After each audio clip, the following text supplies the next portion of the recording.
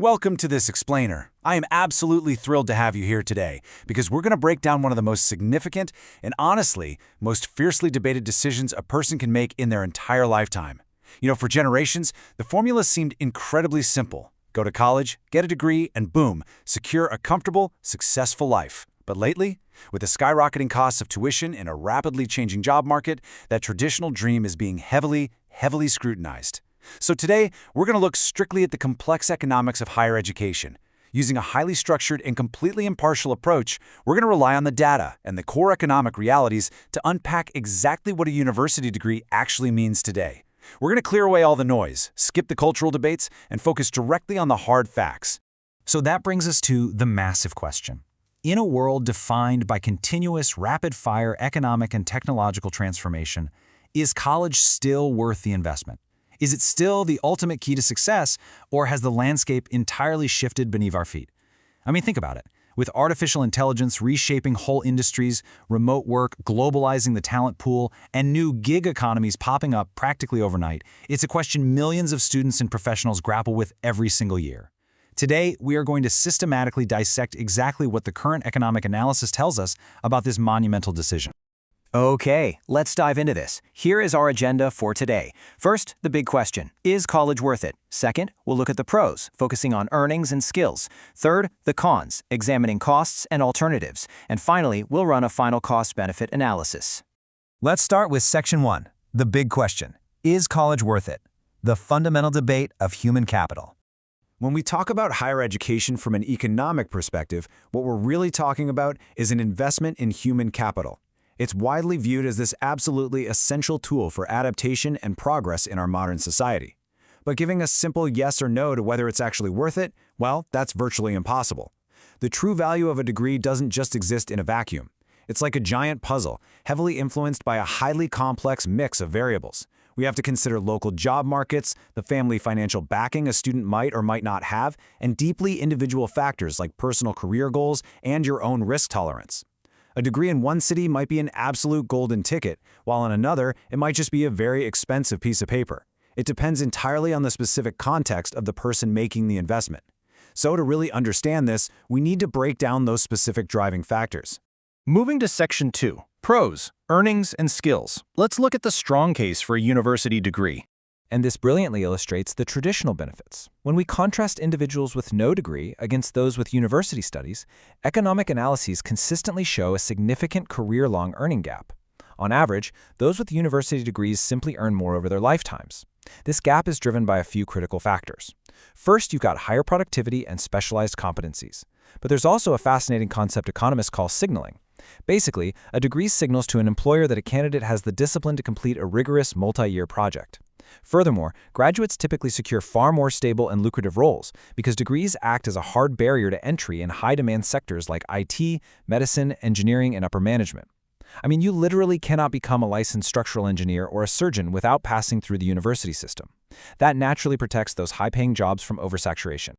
But the financial return is really only half the story. The university experience fosters absolutely crucial, intangible benefits.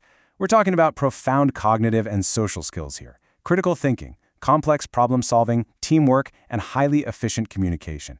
In an age of rapid automation and advanced artificial intelligence, these soft skills are actually becoming the hardest things to replace.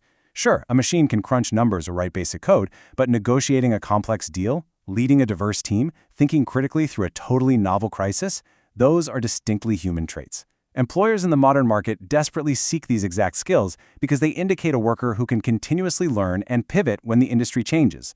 These are highly valuable, non-monetary assets that a structured university environment is uniquely designed to build. Plus, we definitely cannot overlook the profound societal impact. For a lot of young people coming from disadvantaged environments, access to a university education is a powerful mechanism for social mobility. It is a real, tangible chance to reduce systemic inequality and drastically improve their living conditions. It can literally break generational cycles of poverty in a single lifetime. It provides access to professional networks and corporate environments that would otherwise be completely walled off. In this light, the university isn't just a cold economic tool or a line item on a budget. It functions as a vital social elevator that can fundamentally and beautifully shift a person's entire life trajectory. All right, Section 3, Cons. costs and alternatives. Let's look at the friction and modern challenges of degrees. Because higher education is absolutely not without its risks, we have to look at the complete picture here. Let's examine the heavy financial burdens involved, which usually break down into these three major steps. First, you have the upfront tuition fees, which have vastly outpaced inflation over the last few decades and, frankly, can be staggering. Second, the living costs accumulated during years out of the full-time workforce. And third, the massive weight of student loans required to actually fund those first two. But wait, there's a hidden cost here that economists love to talk about: opportunity cost. While a student is spending 4 to 6 years sitting in a lecture hall paying tuition, they are simultaneously not earning a full-time salary or building direct industry seniority. These significant financial realities become a considerable, sometimes crushing burden, particularly if that high return on your educational investment is not absolutely guaranteed the minute you graduate. Now, what's really interesting about this slide is this highly critical friction point: overeducation. This happens when graduates find themselves facing unemployment or underemployment, working in fields that just do not require the expensive university qualifications they spent years obtaining. We've all heard the relatable trope of the barista with the master's degree, right? Or someone needing a 4-year diploma just to secure an entry-level administrative job that practically only requires basic software knowledge. It's a massive inefficiency. When highly educated workers are mismatched with lower skill jobs, it forces us to deeply question the actual utility of the educational system in relation to the real-world demands of the modern economy. And precisely because of those mounting risks, we are seeing a massive rise in alternative paths. The traditional monopoly on career advancement is breaking down. The data shows us that in certain fields, particularly entrepreneurship, technical trades, and heavily skills-based sectors, formal education might be a huge investment of time and resources that simply doesn't bring proportional benefits. In these spaces, things like targeted coding boot camps, paid union apprenticeships, or simply building a rigorous public portfolio online can be more than enough to build a highly successful career. Many modern tech companies now openly state they care far more about what you can build and prove you know, rather than where you spent 4 years studying it. Which brings us to Section 4, the final cost-benefit analysis, synthesizing the data to make an informed choice. So how do we actually make sense of these competing realities? Well, the economic justification of a university degree alters drastically depending entirely on the industry you choose. On one side of the equation, we have high-demand fields. If you're pursuing a degree in a sector with high market demand and competitive salaries, think specialized healthcare, advanced engineering, or corporate finance, the initial investment in education is almost always mathematically justified over the long haul. However, on the flip side, if you're entering saturated fields or historically low-paying sectors, the financial benefits of that expensive degree are going to be severely limited.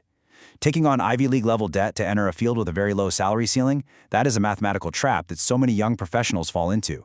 The math simply changes based on the column your specific career falls into. But hey, it's not all just a spreadsheet equation. In your own context, you have to weigh personal motivation. Higher education isn't solely a job training program. For individuals deeply passionate about a specific subject, the university experience holds incredible intrinsic value for personal and intellectual development. And, practically speaking, pursuing a passion can fiercely protect against career burnout down the road, giving that intrinsic value a very tangible long-term career benefit.